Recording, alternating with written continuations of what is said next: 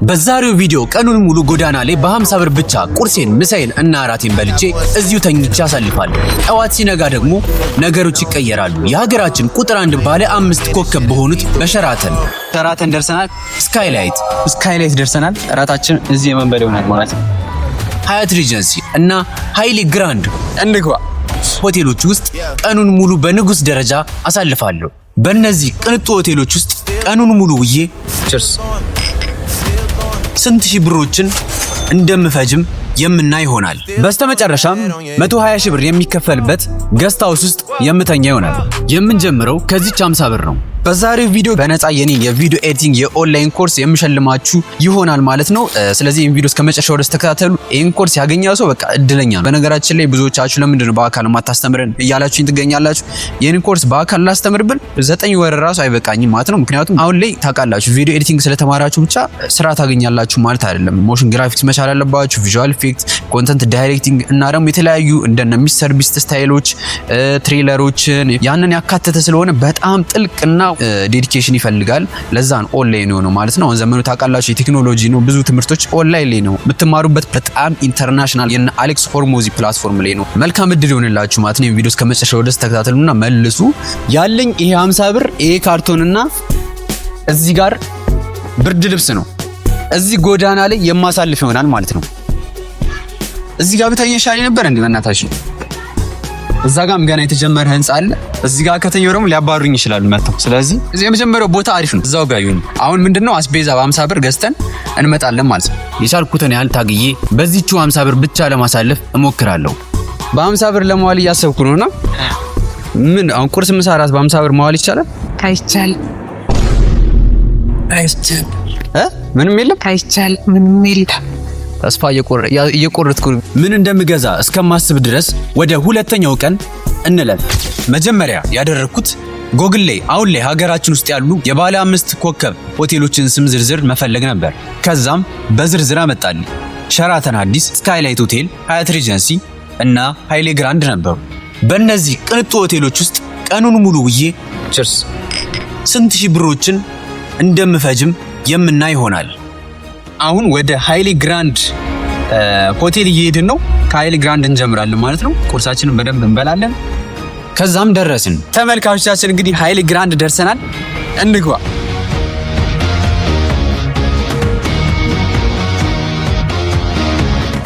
አሁን ቁርስ እናዛለን ማለት ነው። የማዘው ነገር ግራ ገብቶኝ ነበረ። ምን ልብላ ቁርስ? የማውቀውን አዘዝኩ። ፒዛው እስኪደርስ ድረስ ወደ ትናንትናው የ50 ብር የጎዳና ላይ ውሎዬ ልመልሳችሁ።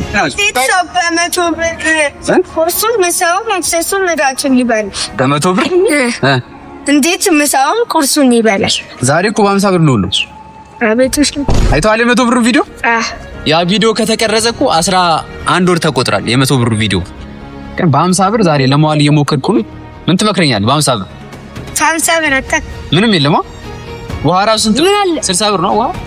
በቃ አንድ ሳንቺፕስ ግዛ። 20 ብሩን አስቀርተን። ስንት ነው ሳንቺፕስ? 20 ብሩን አስቀርተንና 25 ወይ 30 ነው። ተመልከቱት 50 ብር ለቁርስ፣ ለምሳ፣ ለእራት የሚሆን አስቤዛ ገዛለሁ ማለት ነው። በዚህ 50 ብር በ50 ብር እንዴት ይዋላል? በ50 ብር የለም። እሺ አንድ ዳቦ ስንት ነው? አንድ ዳቦ 12 ከሆነ 3 ዳቦ ስንት ነው? 36 በቃ ስጠኝ። እዛ ሱቅ ዳቦ የለም ተብሏል። አሁን ደግሞ እዚህ ሱቅ ቼክ እናርክ። 3 ዳቦ ገዛው። አንዱ ዳቦ 12 ብር ሲሆን 3ቱ ዳቦ ደግሞ አጠቃላይ 36 ብር ነው። ውሃ ማይሰሽ 2 ሊትር 60 ብር። በቀሪው ብር ውሃ ለመግዛት ስሞክር ግን ሩባ ስንት ናት ውሃ? ትንሿ ውሃ ራሱ 20 ብር ሆናለች። ዳቦውን ብቻ ገዛው። ግን በቃ ውሃ በጣም ጠምቶኝ ነበር። ውሃ በጣም ጠምቶኛል። ከንፈሬ ራሱ ደርቋል። ዝም ብለን በቃ እድላችንን እንሞክራለን እና እንኳኳለን ማለት ነው። እዚህ ግቢ እምቢ ከተባልን ቀጣይ ግቢ እያልን እንሄዳለን። ግን የኢትዮጵያ ሕዝብ ደግ ነው፣ ውሃ ይሰጣል። እድላችንን እንሞክር። ግን ያስፈራል እናንተ ለማኳኳት።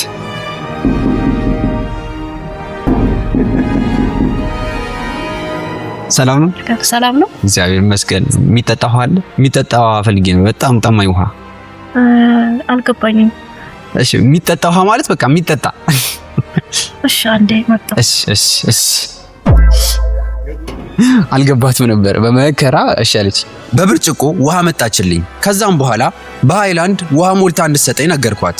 ተመስገን በሃይላንድ አድርጊልኝ ብያታለሁ። እሷም ሄዳ በ2 ሊትር የውሃ መያዣ ሃይላንድ ሙሉ ውሃ ቀርታ ሰጠችኝ። 60 ብር ገባና እንዴት ነው ከቧንቧ ነው የምትጠጡት እናንተ? ይሻላል። ጊዜ ይስጥልኝ። ዳቦ ምናምን ገዝተናል። አሁን ምንድነው ሴታፓችንን እናስተካክላለን ማለት ነው። መጀመሪያ ካርቶን አንጥፋሉ ማለት ነው። እዚህ ጋር ምንድነው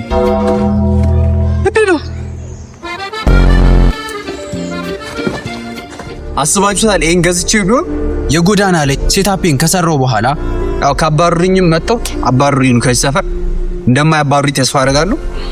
ዝናብ ሊመጣ ነው። ዛሬ እንግዲህ እዚህ ነው የምተኛው። አሁን በመጀመሪያ ቁርስ እበላለሁ ማለት ነው። ካለችኝ 3 ዳቦ ውስጥ አንዷን ዳቦ ወጣ አረኩና አያቻት ዳቦዋን ዛሬ ጨጓሬ አሰብኩት ምን እንደሚሆን። በውሃ እያጣጣምኩ ቁርሴን በላው። በንጋታው ወደ ነበረኝ ወደ ሁለተኛው ቀን ልመልሳችሁ። ያዘዝኩት ፒዛ ደርሷል። ተመልከቱት። ዋው በጣም ነው የሚያስጎመጀው። ይህንን የምትመለከቱትን ሁለቱንም ህይወት የሚኖሩ በርካታ ሰዎች አሉ። በጣም ይጣፍጣል። አሁን ግራ እየገባኝ ያለው ምንድነው ምሳ ምን እንደምበላ ነው። ጠቁሙኝ እስቲ የሆነ ነገር። የ50 ብር ላይፍ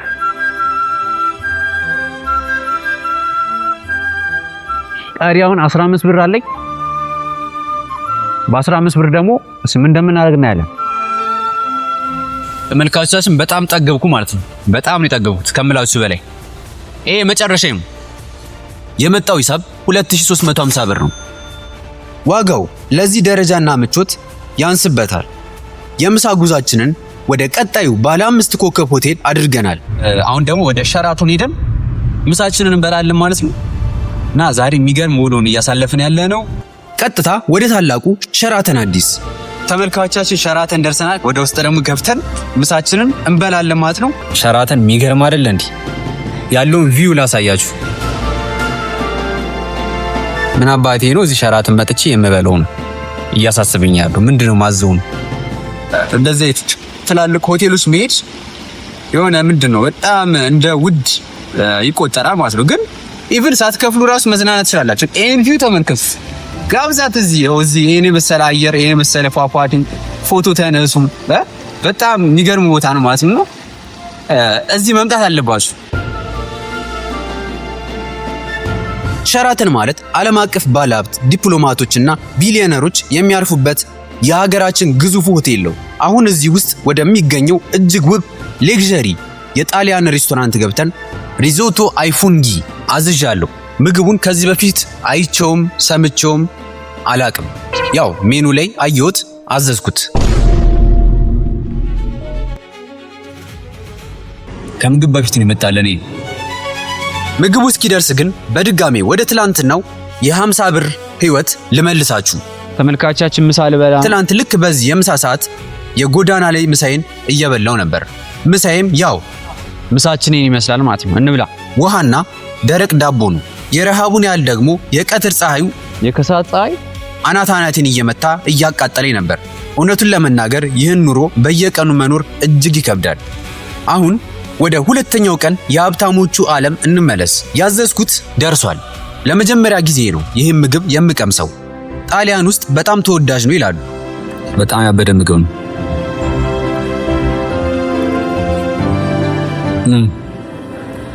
ጣዕሙ ከምነግራችሁ በላይ ነው። በቃ ምንም ነገር ሳላስቀር ባዶ ሳህን እስኪሆን ድረስ ልሼን የበሉት። ተመልከቱ። ባዶ ነው ያደረኩት። ቺርስ። አሁን ደግሞ የሂሳብ ሰዓት ደርሷል። ሸራተን ውስጥ ለዛውም ጣሊያን ሬስቶራንት ውስጥ ስለሆንኩ እጅግ ብዙ ሺህ ብሮችን ጠብቄ ነበር። ነገር ግን ከነቲፑ የከፈልኩት 3300 ብር ብቻ ነው። እንደጠበቅኩት ውድ አይደለም። በጣም የሚገርም ዋጋ ነው። ሸራተን ሆቴል ውስጥ የበላሁት ምግብ በጣም ስላጠገበኝ እራት እስኪደርስ ድረስ ነቃ ለማለት ቡና ወይም ማኪያቶ መጠጣት ነበረብኝ። ስለዚህ ከሸራተን ወጥተን ቀጣዩን ጉዟችንን ወደ ሀያት ሪጀንሲ አድርገናል። ተመልካቾቻችን አሁን ደግሞ ቀጣይ ከሸራተን ወደ ሀያት ሪጀንሲ እየሄድን ነው። ተከታተሉ። ሀያት ሪጀንሲ በሀገራችን ካሉ ጥቂት ባለ 5 ኮከብ ሆቴሎች አንዱ ሲሆን በውበቱና በአገልግሎቱ በብዙዎች ዘንድ እጅግ ተመራጭና ተወዳጅ ሆቴል ነው። እዚህ እንደገባንም ቀጥታ 2 ማኪያቶ አዘዝኩ። ዋው! ፀሐይዋ ስትጠልቅ ያለው እይታ እጅግ አስገራሚ ነው። በጣም የሚያምርና ልብን የሚያረጋጋ ድባብ አለው። ግን ትላንት ልክ በዚህ ሰዓት ፀሐይዋ ስትጠልቅ ያሳለፍኩት ልክ እንደዚህ አይነት ውብ ምሽት አልነበረም። ትላንት ልክ በዚህ ሰዓት ብርዱን የምቋቋምበትን እና የምተኛበትን ቦታ በመፈለግ ጭንቀት ውስጥ ነበርኩ። ዛሬ ግን ነገሮች ሙሉ በሙሉ ተቀይረዋል። ቀጥሎ ደግሞ ወደ ስካይላይት ሄደን እራታችንን የምንበላ ይሆናል። የማኪያቶ ሂሳብ መጣ። ተመልካቾቻችን እንግዲህ 940 ብር ነው የመጣው። ስራዎችን ለመስራት ለንደን አይነቱ ቪዲዮ ኤዲተር ደግሞ ኤዲት ለማድረግ በጣም አሪፍ ቦታ ስለሆነ ወደፊት ላፕቶፔን ይዤ እየመጣው እዚሁ ለመስራት ለራሴ ቃል ገብቻለሁ። አሁን እራታችንን ለመብላት ጉዞ የምናደርገው እጅግ ታዋቂው ግዙፍና ባለ 5 ኮከቡ የኢትዮጵያ ስካይላይት ሆቴል አምርተናል። አሁን ወደ ስካይላይት እየሄድኩ ነው። ስካይላይት ደግሞ እራት እበላለሁ ማለት ነው። ተመልካቾቻችን አሁን ስካይላይት ደርሰናል። እራታችን እዚህ የምንበላ ይሆናል ማለት ነው። ተከተሉ። ይህ ሆቴል ከቦሌ ኤርፖርት ቅርብ በመሆኑ እጅግ ተመራጭና ሁሌም ሰዎች የሚበዙበት ደማቅ ስፍራ ነው። ውስጥ ገብተን ቦታ ይዘን ለባለ 5 ኮከቡ ሆቴል እራት ይመጥን አይመጥን ባላውቅም የለመድኩትን እና የማውቀውን አሪፍ በርገር አዘዝኩ። እንብላ። ብርዱን አልቻልኩትም ማለት ነው።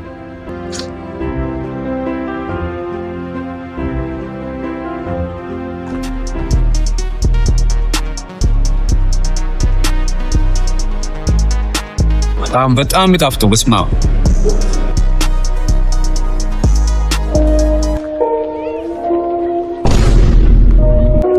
ምንም ማድረግ አልቻልም።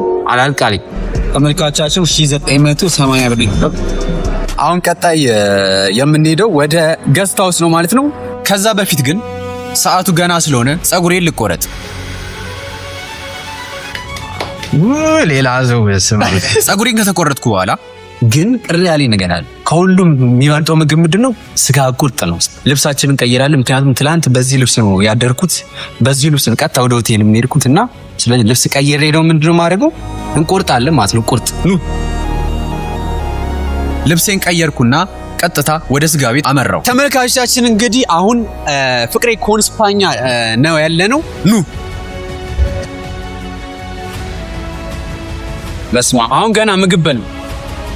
በኢትዮጵያ ባህል ጥሬ ስጋ መብላት ከወንድነትና ከጥንካሬ ጋር ይያያዛል። አበላል ግን አልቻልኩም። ስጋ ቆራረጥ ወፍ ብርዱን አልቻልኩትም ማለት ነው።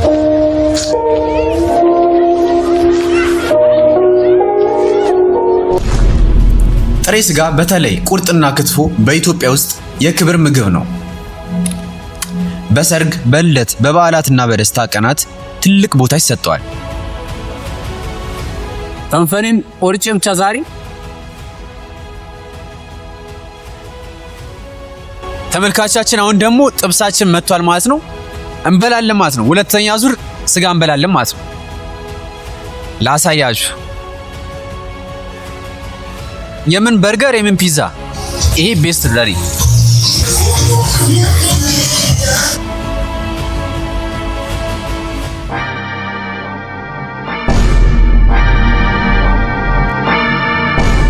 ይህንን ሁሉ በልቼ የከፈልኩት 2700 ብር ብቻ ነው።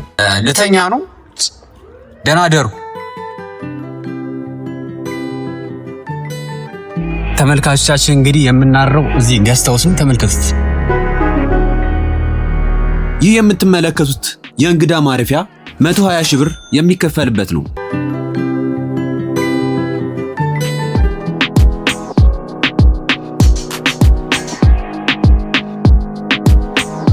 እሺ ቃል በገባሁት መሰረት ወደ ሽልማታችን ስንመጣ ዛሬ የአንድ እድለኛ ሰው ህይወት ይቀየራል። በነጻ ትሸለማላችሁ ማለት ነው። ከእናንተ የሚጠበቀው እዚህ ኮሜንት ስር መልሱን መጻፍ ብቻ ነው ማለት ነው። እናም ደግሞ የትምህርት የተዘጋጀውም ከዜሮ ለሚጀምሩም ተማሪዎችም ጭምር ነው። አሁን ብዙዎቻችሁ እኔ ጋር እየተማራችሁ ያላችሁት ቪዲዮ ኤዲተሮች ናችሁ። ግን የኔ ኮርስ የተዘጋጀው ለቪዲዮ ኤዲተር ብቻ ሳይሆን ከዜሮ ለሚጀምሩም ጭምር ነው። ስለዚህ ሞር ምንም ከዚህ በፊት ኤዲቲንግ እውቀት የሌላችሁ ሰዎች እንደውም ብትማሩ በጣም አሪፍ ነው ለእናንተ ማለት ነው። የትምህርት ከቪዲዮ ኤዲተሮች ይልቅ ማለት ነው። በነገራችን ላይ ለተማሪዎች ዲስካውንት አዘጋጅተናል። ክረምት ላይ ለተማሪዎች ማለት ነው። በተለይ ክረምት ላይ ፍሪ ለምትሆኑ ተማሪዎች ለእናንተ በጣም መልካም እድል ነው። ይህን ትምህርት ወላጆች አግዟቸው ይህን ትምህርት እንዲማሩት፣ ምክንያቱም በጣም ይጠቅማቸዋል። ወደፊት የራሳቸውን ኮንተንት ክሬት ለማድረግ ይጠቅማቸዋል። ፕሮዳክታቸውን ለመሸጥ ሱቅም ቢከፍቱ ምንም በቃ አሁን እንደምታውቁት ዘመኑ በቃ ሶሻል ሚዲያ ነውና ምንም ነገር ለማድረግ ሶሻል ሚዲያ ያስፈልጋል። ለዛ ደግሞ መሰረታዊ ነገር ምንድን ኤዲቲንግ ነው። በጣም ይጠቅማቸዋል ማለት ነው። በተለይ ለታዳጊዎች ማለት ነው። ለወደፊት ምንም ነገር ያው በቪዲዮ ነው የምታወጡት። ፕሮዳክታችሁ፣ ምርታችሁ የምትሸጡት፣ ብዙ ነገራችሁ የምትሸጡት በቪዲዮ ነውና ስለዚህ ቪዲዮ ኤዲቲንግ ደግሞ መሰረታዊ ነገር ነው። የኔ ደግሞ ከቪዲዮ ኤዲቲንግ በተጨማሪ ኮንተንት ዳይሬክቲንግ፣ ሞሽን ግራፊክስ፣ በጣም ኮንተንት ዳይሬክቲንግ የሌለው ነገር የለም ማለት ነውና ይህን ትምህርት ብትማሩ ታተርፉበታላችሁ ማለት ነው። የ7 ዓመት ልምዴ ሙሉ ያካተትኩበት ኮርስ ነው።